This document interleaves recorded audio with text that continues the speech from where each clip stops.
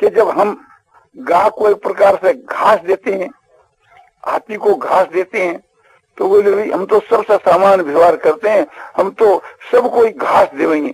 कुत्ता भी घास खाओ और ब्राह्मण भी घास खाओ, चंडाल लगे तो भी घास खा। क्यों? हम समदर्शी। अरे ये कभी हो सकता है? कभी यथा योग व्यवहार करना चाहिए।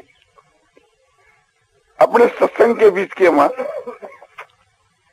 समझो कि रामसू जी महाराज भी आते हैं, राजा साहब भी आते हैं, और कोई एक मुसलमान भाई भी आ गया, ये भी आया करते हैं हमारे। और कोई एक समझो कि अपने चमार भी आ गया, एक नौकर भी एक प्रकार से आ जाता है सुनने के वास्ते। तो नौकर आ जाता है तो 2-4 नौकरों को एक कोठरी दे देते हैं कि भाई तुम ऐसा यहाँ रहो। महाराज साहब आए तो एक कोठी देते हैं, भाई आप एक कोठी में रहो। स्वामी जी आए तो ठीक है कि 5-4 साधु, 7-10 साधु, 20 साधु, अच्छा अलग एकांत की जगह उनको दो, तो इनके लायक वो एकांत की जगह दे दें। और इनको ये कहें कि देखो कि हमारे यहाँ तो सब समान है, जहाँ स्त्रियां उसमें रहती है, पुरुष भी उसमें रहते, तुम भी उसमें ही रहो। महाराज से कहेंगे ये कुड़ियों की गोल्डी में यहाँ पड़ेगा। तो महाराज साहब समझे कि ऐसी समता में हमारा निर्वाह नहीं होता। तो इसका नाम समता नहीं है।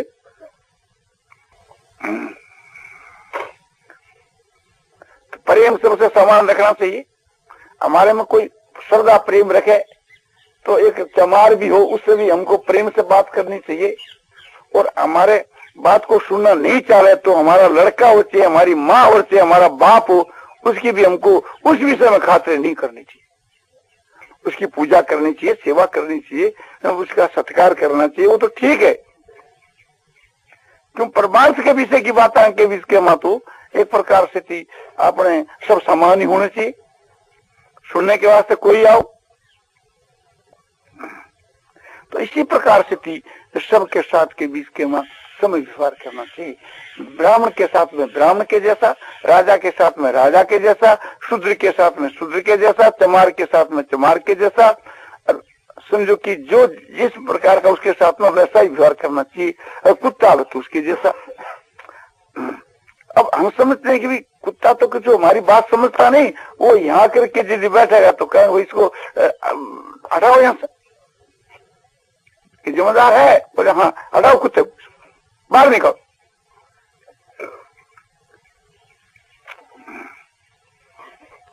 तो जैसा जो है उसके साथ में वैसा ही व्यवहार करना, इसका नाम समता है। और सबके बीच के में सारे पदार्थों में समभाव, सारी क्रियाओं के में समभाव और सारे भावों के में समभाव। तो ज्ञानियों के लक्षण बतलाते हुए और भगवान उनके विपरीत लक्षण बतलाते हैं। समदुख सुखं, समदुख सुख स्वस्थ, समलोष्टात्मकांचन, समदुख सुख स्वस्थ, समलोष्टात्मकांचन, तुल्य प्रिया प्रियो धीर, तुल्य निंदात्मक स्तुति, तुल्य प्रिया प्रियो धीर, तुल्य निंदात्मक स्तुति। तो कहा कि स्वस्थ स्व आत्मा, आत्मा और परमात्मा यहाँ एक ही है। तो स्व जो अपनी आत्मा है, यानी जो शुद्ध आत्मा जो परमात्मा है, उस परमात्मा के स्वरूप में नित्य स्थिति, जो उच्च कोटि के महात्मा जो पुरुष होते हैं उनकी हर वक्त परमात्मा के स्वरूप में अभेद रूप से नित्य स्थिति रहती है। तो उसका मतलब है कि स्वस्थ।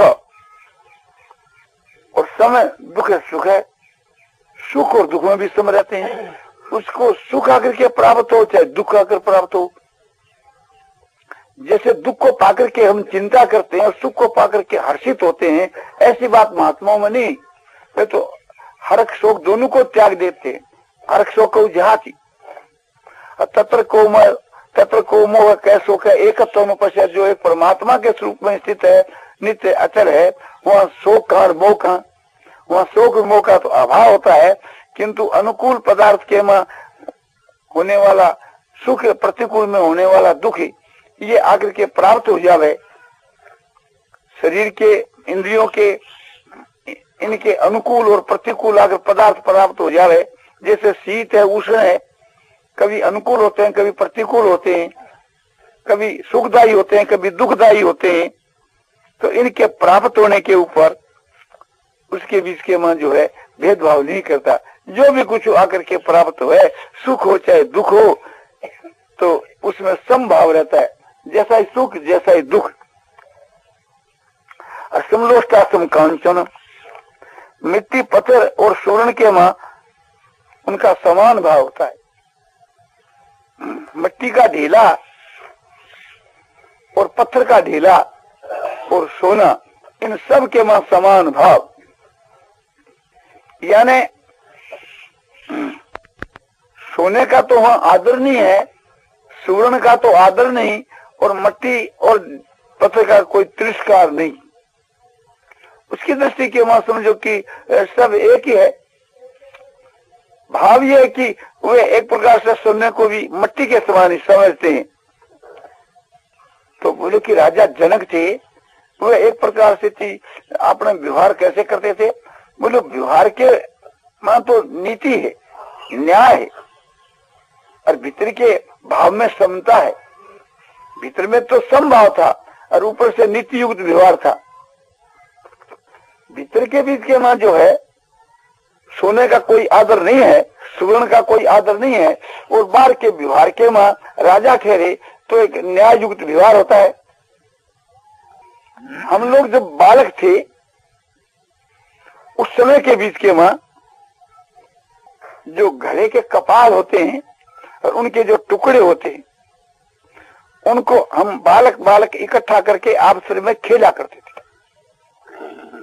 और खेलने के समय के बीच के मां जब घर पर जाते तो उस समय में वो गिनकर उसके टुकड़े, जिसको हम ठीकरी कहते हैं, जमीन के मां आप दे जाते भूमि को कि हे भूमि देवी, ये 50 गंडा मैं तुमको दिया, तेरे में मेरा पावना रहा।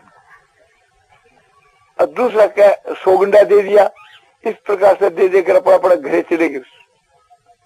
और दूसरे दिन फिर खेलने के वास्ते आते, और पहले दिन की जो हार जीत है, यह हार जीत है कि मेरे एक भाई समझो कि ठीकरियों का 50 गंडा उसका मेरे में पावना है। वो कहता है कि भी 50 गंडा तू मुझको दे। मैं कहता हूं कि हम फिर खेलेंगे और उसमें हम जीत जाएंगे तो देंगे। बोला नहीं, मैं तो पहला लूंगा मेरा। अच्छा भाई पहला लेवे। तो एक प्रकार से थी वो आपने कहता है कि ये भूमि पर पड़ा, तुम उठा ले। बोले मैं क्यों उठाऊं, तू उठा करके दे।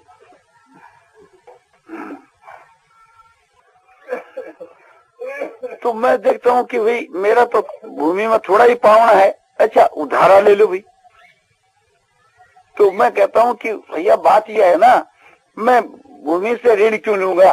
जागने के बाद में दोनों में समान हो जाता है। तो ज्ञानी महात्मा उस परमात्मा के स्वरूप में जाग उठते हैं। तो इस संसार के वही चाहता है वो पूजा के योग है, और जो समझो कि कुछ भी नहीं चाहता है, सेवा नहीं चाहता है, वही सेवा के योग है। तो सेवा करना चाहिए एक प्रकार से।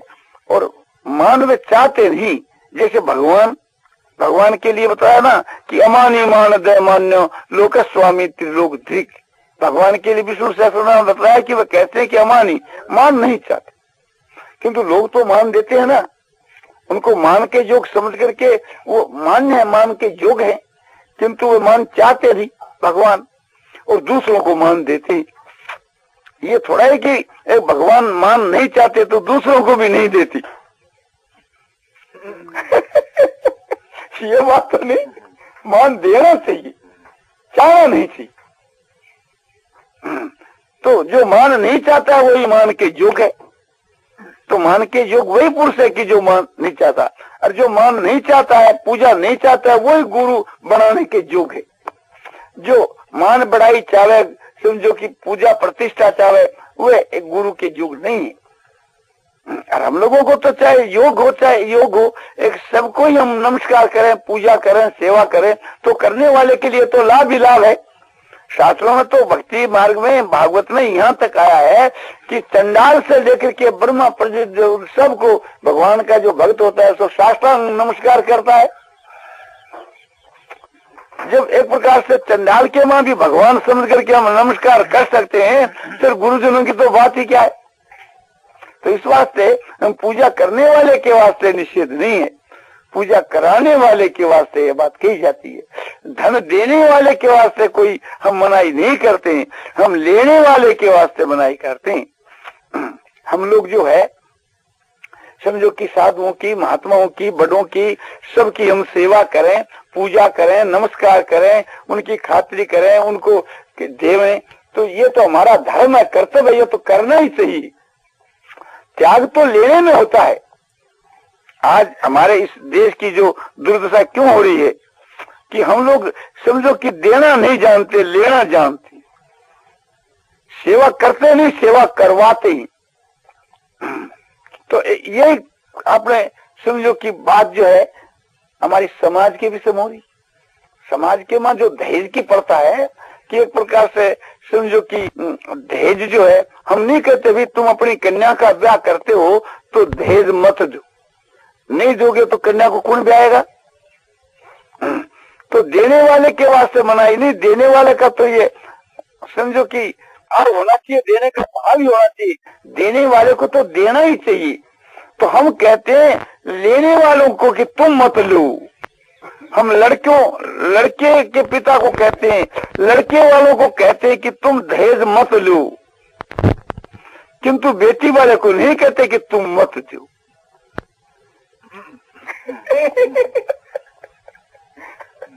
सुधार होता है त्याग से, नहीं कि ग्रहण से। तो स्वार्थ का त्याग करना चाहिए, दहेज का त्याग करना चाहिए, पूजा का त्याग करना चाहिए, हर एक प्रकार के स्वार्थ का त्याग करना चाहिए। जो त्यागी है वो गुरु है। तो गुरु के बीच में त्याग होना चाहिए, सब प्रकार का त्याग होना चाहिए। और वो त्यागी है, और एक प्रकार से समझो कि हम, हमारा कर्तव्य है उनको हम नमस्कार करें, सेवा करें, पूजा करें, और वो नहीं स्वीकार करें, उस समय के बीच के हम रोने लग जाओ, और तो हमारा क्या उपाय।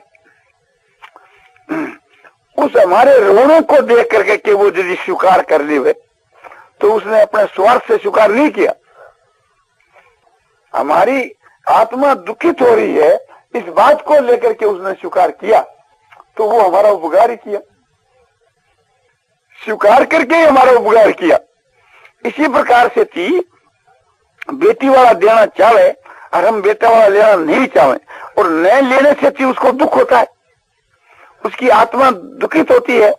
तो उसकी आत्मा को सुख पहुंचाने के वास्ते वो हमारे को 100 रुपया देवे, तो उसकी आत्मा को सुख पहुंचाने के वास्ते 5 रुपया ले लिया, 10 रुपया ले लिया, तो वो लेना लेने में नहीं है।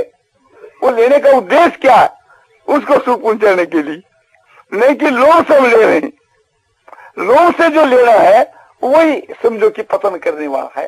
तो गुरु बनने के लायक वह पुरुष है कि जो त्यागी है, जिसमें सब प्रकार का त्याग, मान बढ़ाई प्रतिष्ठा इनका त्याग है, समझो कि स्वार्थ का त्याग है, सेवा कराने का, पूजा कराने का भाव नहीं है। ऐसा जो पुरुष है वो है सो त्यागी। वो त्यागी है, वो गुरु बनने के योग। जो समदर्शी है वो गुरु बनने के योग। जिनमें समता है, जिनके में त्याग है, वह पुरुष है सो गुरु बनने के योग है। तो गुरुओं के लक्षण बताए कि गुरु कैसा होना चाहिए। गुरु और सतगुरु में फर्क है। हाँ, सतगुरु गुरु में यह फर्क है कि एक प्रकार से थी समझो कि गुरु तो समझो कि साधक भी बन सकता है, विवेकी भी बन सकता है, गुरु तो साधक जो विवेकी है वे भी ऐसा बन सकता है। और समझो कि हमारे माता है, पिता है, ये हमारे गुरु के तुल है, एक प्रकार से थी। उनमें हम लक्षण घटाना महात्माओं के वो तो नहीं करते, तो एक प्रकार से वे हमारे गुरु ही हैं। तो इसी प्रकार से जो हमारे पूज्य हैं, पद में हमारे से जो बड़े हैं, अवस्था में जो हमारे से बड़े हैं, हमारे से वर्णाश्रम में जो बड़े हैं, हमारे में ज्ञान से जो बड़े हैं, हमारे आचरणों में जो बड़े हैं, वे सभी हमारे गुरु के तुल्य गुरु है, पर सदगुरु नहीं। सदगुरु तो वही है कि सत की जिसने प्राप्ति कर ली, सत्य जो परमात्मा, सत्य क्या चीज है कि भगवान का नाम, परमात्मा का नाम, वो सदगुरु है। जिसने असली चीज पाली, सत्य वस्तु को प्राप्त कर लिया, वो सतगुरु है। और जो असत के बीच के वहां स्थित है उसको हम गुरु कह सकते हैं, वो भी हमारा गुरु बन सकता है, किंतु वो सतगुरु नहीं है। सतगुरु तो वही है कि जिसमें समझो कि सत्य की प्राप्ति जिसने कर ली। तो ये सतगुरु के लक्षण हमने बतलाए।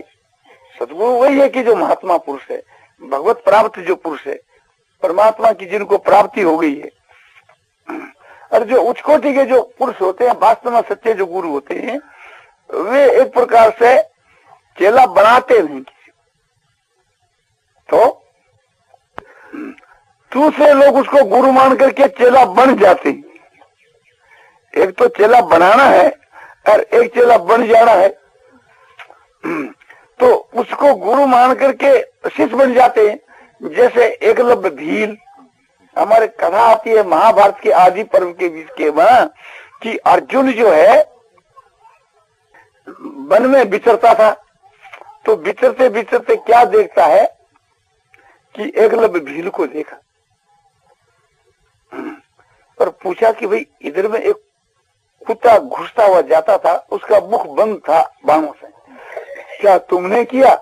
बोले कि हाँ, तुम्हारी विद्या तो एक अलौकिक है, क्योंकि बाण चलाने से या तो कुत्ता मर जाता है और या कुत्ता का मुंह बंद नहीं होकर के बाण इधर में रह जाता है। यदि एक बिता बाण इधर में रह जावे तो उसका मुख बंद नहीं होगा, और एक बिता यदि पार कर जावे तो कुत्ता मर जाएगा। तो कुत्ते का भूखना भी बंद कर दिया और मरा भी नहीं। तो यह विद्या तुमने किसके पास सीखी? उसने कहा कि द्रोणाचार्य के पास। आपका गुरु ये द्रोणाचार्य है? बोले हाँ। बोले मेरा भी वही गुरु है, ये विद्या द्रोणाचार्य से? बोले हाँ। गए द्रोणाचार्य जी के पास। बोले महाराज, आपने जब मुझको वरदान दिया था कि मेरा शिष्य कोई भी तुम्हारे से बढ़ करके नहीं होगा, किंतु एक प्रकार से एकलव्य जो भील है वो मेरे से बढ़कर आपका शिष्य। उसने कहा भी मैंने तो उसको शिष्य नहीं बनाया। बोले चलो। तो उसके कुटिया पर आए, आकर उसे आए तो नमस्कार किया। बोले भी तुम्हारा गुरु? बोले महाराज मेरे गुरु तो आप हो। अरे बोले मैंने तुम्हारे को कभी विद्या सिखाई? मैं तुम्हारा गुरु कैसे हुआ? बोले आपको मालूम है मैं एक बार आपके पास में शिष्य बनने के लिए गया था। हाँ बोले गया था, और मैं आपको गुरु बनाना चाहता था ना, और आपने इनकार कर दिया कि मैं समझो कि भील को, चंडाल को, अछूत जाति को नहीं बढ़ाता। यही तो बात है। हाँ बोले यही बात है। तो आपने तो मुझको नहीं बढ़ाया, किंतु मैं तो आपको बढ़ा लिया। मैंने आपको बढ़ा लिया। तो सीखा कैसे? बोले आपके देखो माटी की मूर्ति आपकी बना कर रखी, ऐसी कैसी? ठीक जैसा द्रोणाचार्य वैसी माटी की मूर्ति भीतर, और बाण धनुष सब पड़ा है। और बोलो मैं एक इस मूर्ति से सीखा, मूर्ति से सीखा। आप ही तो उसका समझो कि उत्तर देता है, आप ही उसका मायना कर लेता है, आप ही उसका अर्थ समझ लेता है। तो आप बोलो भी ऐसी बात कैसे होती है? बोले ये बात हमने देखी भी। ये घनश्याम जो है, इनकी लड़की जो नारायणी, वो हम देखते थे, वो भगवान ठाकुर जी की मूर्ति यशोरागती गीता पढ़ती, समझा?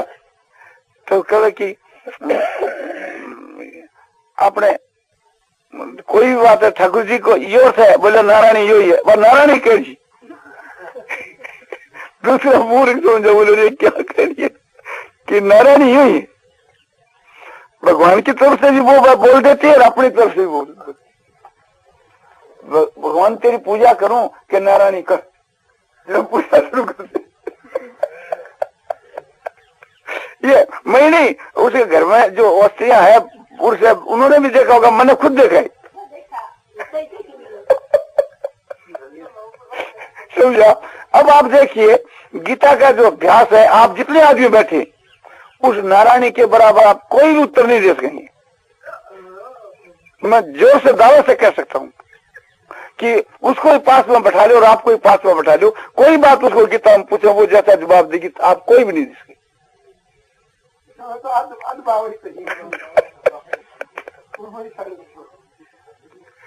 समझाओ? तो एक प्रकार से थी उस एक श्रद्धा एक चीज है, श्रद्धा एक चीज है। तो द्रोणाचार्य के में उसकी श्रद्धा थी, वो अपने दिल से उसको गुरु बना लिया और द्रोणाचार्य ने पता भी नहीं कि तेरे को गुरु बना लिया, द्रोणाचार्य को मालूम भी नहीं और उसको विद्या आ गई। जो अर्जुन नहीं जानता वो विद्या एकलव्य जानता है। तो अभिप्राय यह है कि जो समझो कि इसी प्रकार से जो उच्च कोटि के जो पुरुष होते हैं वे एक प्रकार से गुरु नहीं बनते और दूसरे जो उसको बना लेते वो बन जाओ तो उसके लिए कोई निषेध नहीं, परंतु उनका स्वाभाविक ही ऐसा भाव रहता है कि जैसे हमारे कहावत है कि सती जो स्त्री होती है वो तो साफ देती नहीं और कुसती जो होती है उसका साफ लगता है। हम जिनको गुरु बनाना चाहते हैं वे तो बनते नहीं और जो बनना चाहते हैं उसको हम बढ़ाते नहीं। हमारे यहाँ तो गुरु के लिए झगड़ा होता है। जो आदमी एक प्रकार से यज्ञोपवीत लेता है तो गुरु बनाता है, तो गुरु ब्राह्मण तो कहता है पुरोहित तो कि मैं गुरु बनूंगा, क्योंकि परंपरा से थी हमारे सब चेले हैं। और दूसरा वैद कहता है कि मैं एक प्रकार से थी जब काम पड़ता है तो इनके यहाँ आता हूं तो मैं बनूंगा गुरु। तीसरा जो एक प्रकार से समझो कि जिसका उसका पिता किसी दूसरे को गुरु विद्वान समझकर बना लिया, वो कहता है कि मेरा बाप इसका बाप का गुरु है तो ये मेरा चेला है मैं बनूंगा। तो झगड़ा हो जाता है। उस झगड़े के वहां वो कहता है कि छोड़ो मैं गुरु बनाऊंगा ही नहीं, झगड़ा मिटाओ। ऐसा झगड़ा हमने देखा है कि घर घर के वैसा झगड़ा होता है।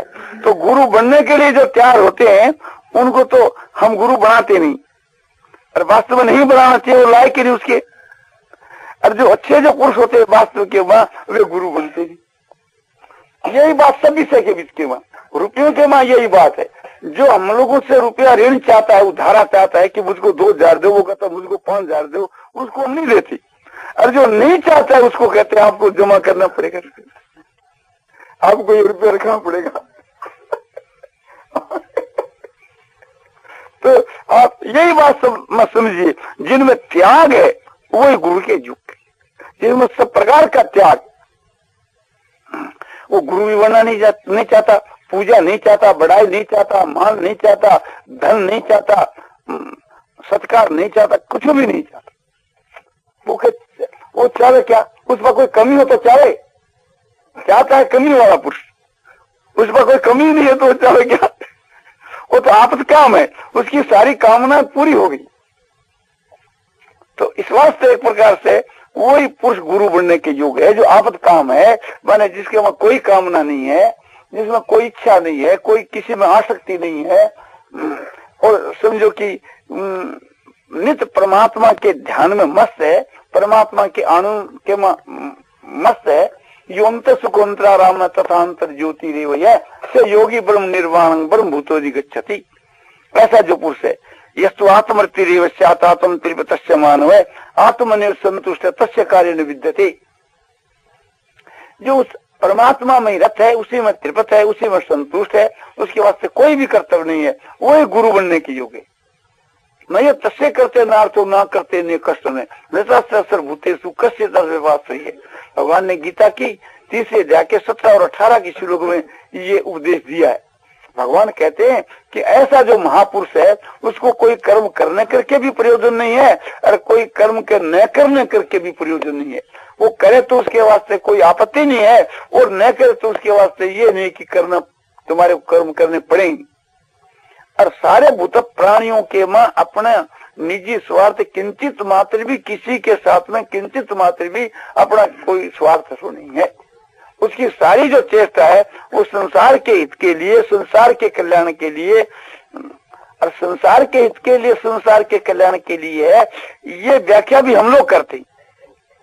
वो महात्मा जो ऐसा नहीं समझता है कि मेरी सारी क्रिया संसार के हित के लिए है, संसार के कल्याण के लिए, वो ऐसा नहीं समझता है। लोग कहते उसके ऊपर, लोग आरोप करते ये भी कि उसकी सारी चेष्टा समझो कि संसार के हित के लिए होती है। ऐसे जो महापुरुष होते हैं वे वास्तव के मां गुरु बनने के योग्य हैं। सतगुरु की बात बताता हूं मैंने साधारण गुरु की नहीं, जो सतगुरु जो होते हैं उनकी बात। साधारण गुरु के बीच के मां तो समझो कि वर्णानांग ब्राह्मण गुरु, ब्राह्मण जो हैं हमारे सभी वर्णों के गुरु हैं। ब्राह्मण क्षत्रिय वैश्य शूद्र चारों जाति के गुरु है, सो ब्राह्मण है। तो इस न्याय से थी मात्र ब्राह्मण हमारे गुरु ही, समान भाव से सब गुरु हैं।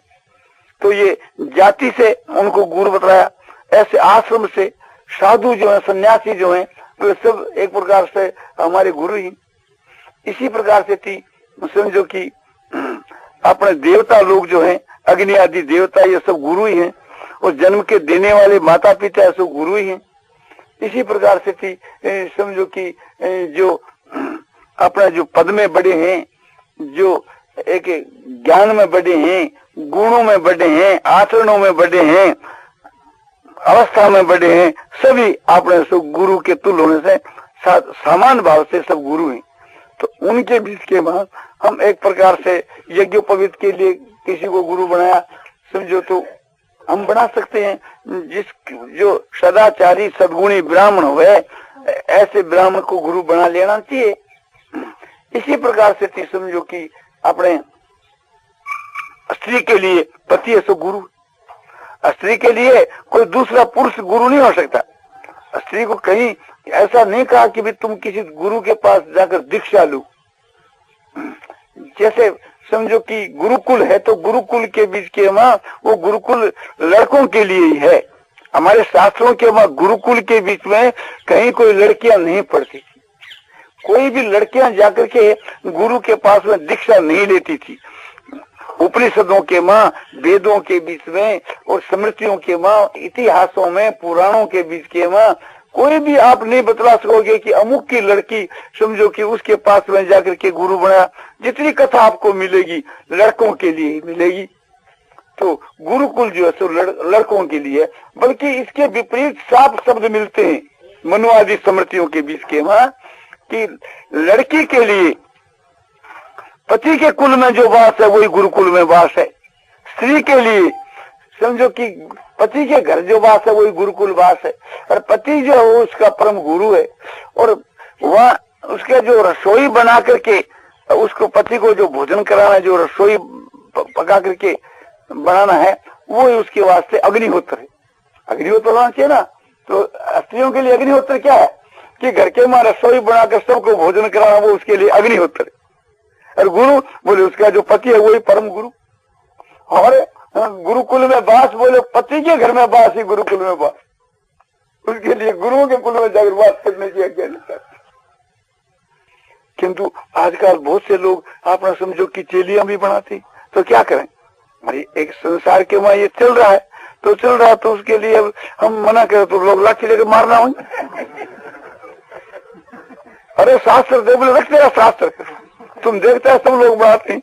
अरे तो सब लोग तो हमारा ब्लैक मार्केट करते हैं, किंतु शास्त्र में थोड़ा लिखा है। हमको शास्त्र में दिखलाओ कि भाई इस प्रकार से चोरी करनी चाहिए, इस प्रकार से जुल्म करना चाहिए। आजकल व्यापार में झूठ का पट, बेईमानी, चोरी, दगाबाजी जो है ये कोई शास्त्र की बात थोड़ी है। नारायण नारायण श्रीमन नारायण नारायण।